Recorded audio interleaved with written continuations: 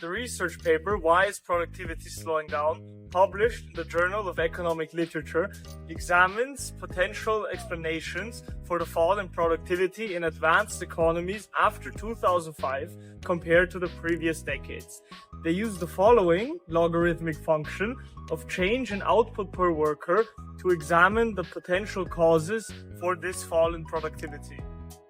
Mismeasurement is a potential contributor to the slowdown. We explore mismeasurements in nominal output, the deflator, and labor. Capital deepening refers to a situation where capital per worker is increasing in the economy. Human capital is about how people contribute towards output per worker. The important factors are education and skills, aging, migration, technological distractions, and labor institutions. Trade allows countries to export and import, which could increase productivity. The important factors would be consumer demand, the efficiency of the value chains, and geography. Allocative efficiency refers to the state of the economy at which production is aligned with consumer preferences, hence maximizing the well-being of society. The most important factors discussed in the paper in regards to allocative efficiency are business dynamism, market power, and misallocation. So our last variable, which is about technological change and its effects, the paper argues whether a slowdown in the quality or quantity of technological change can explain the rest of the labor productivity.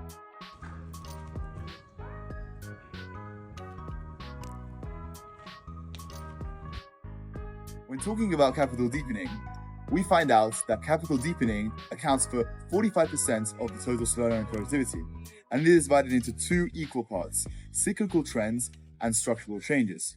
Cyclical trends are discussed in the example and the case of the financial crisis, where the financial crisis depressed aggregate demand and imposed financial constraints, leading to a slowdown in investment and to a slowdown in capital, therefore a slowdown in productivity. However, in the paper, we find out that the slowdown in productivity predates this financial crisis. Therefore, structural changes are the real explanation. And in structural changes, we find out that a higher share of intangible assets, common ownership, decline in competition, impact of globalization, short-termism, all account for the decrease in capital, for the capital deepening, and the slowdown in productivity. So when talking about investments, we have three types of investments into capital. We have ICTs. Now, ICTs are investment into equipment and software used for production for over a year. It is divided into three components. We have information and technology equipment, we have communications equipment, and then we have software. Then we have non-ICTs. These include real estate, agriculture, and manufacturing, etc. And then the last one is intangible assets. These are investments into capital that is non-physical, therefore it cannot be held or manipulated. In the paper, they have used growth accounting with a mismeasurement to calculate the different variables' impact on the total slowdown. In this way, they have estimated that 45% of the total slowdown come from capital deepening. We've used the combined Solow-Romer model to interpret the slowdown in capital deepening.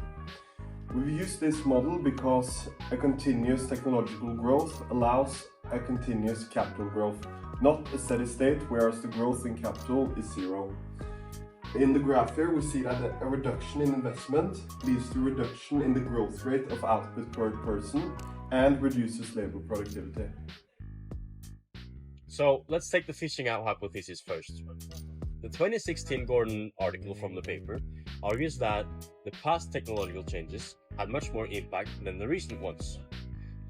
For instance, when they invented electricity, the labor productivity experienced a boost because it had such a huge impact on the human activity. Now, while past technological changes came to give a bigger impact, in more recent times, the paper argues that it's so much more difficult nowadays to come up with something more new and more impactful than before, impacting the labor productivity. To put it in perspective, there's a fixed pond of ideas, or a fixed pool of ideas, and we're only fishing out the easy ones. In other words, we already have done that. And these innovations are only innovations that can be made once and have a level effect. In conclusion, The fishing out principle will affect the flow of ideas and the growth rate of output and ideas. However, over time, the impact of new ideas will indeed decrease. In the research paper, they introduced a method of measuring research productivity by comparing research inputs to the amount of patents.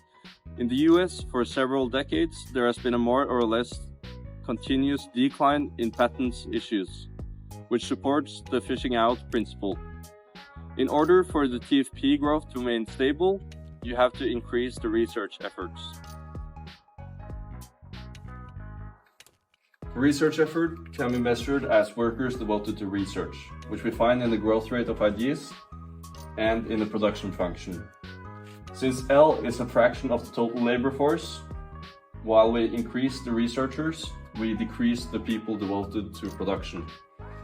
Graphically, it would look something like this, with a level effect and increased growth rate because we have more researchers. Another possible explanation for the fall in productivity growth examined in the paper is creative destruction, which suggests that as a new technology is introduced, it causes the old technology to become obsolete. The paper examines an array of depreciation rates on the existing stock of knowledge in order to explain the fall in productivity growth. Creative destruction causes the existing stock of knowledge to depreciate over time as new technologies are introduced, and the Romer model can be used to better understand this. We introduced a depreciation rate of the stock of knowledge to the change of AT, which represents the stock of knowledge in the Romer model. Therefore now, over time, the Romer model accounts for the depreciation of the existing stock of knowledge as new technologies are introduced. Therefore, over time, output still increases, but at a lower rate due to the creative destruction. We faced some limitations when we applied the paper's findings into the models seen in class. When analyzing capital deepening, we used the combined model instead of the solo model because we wanted to focus on long-term growth. However, in this model, we needed to assume a constant labor participation and a fixed permanent decrease in investments to find a new balanced growth. This is not what we have measured. Furthermore, when analyzing the fishing out principle, we wanted to show that the impact of new ideas exhibited diminishing return to scale. But the Romer model is based on constant return to scale, so this was hard to create. So, to summarize, the research paper highlights important factors such as capital deepening, the fishing out principle, and creative destruction as significant explanations to the slowdown in the productivity growth.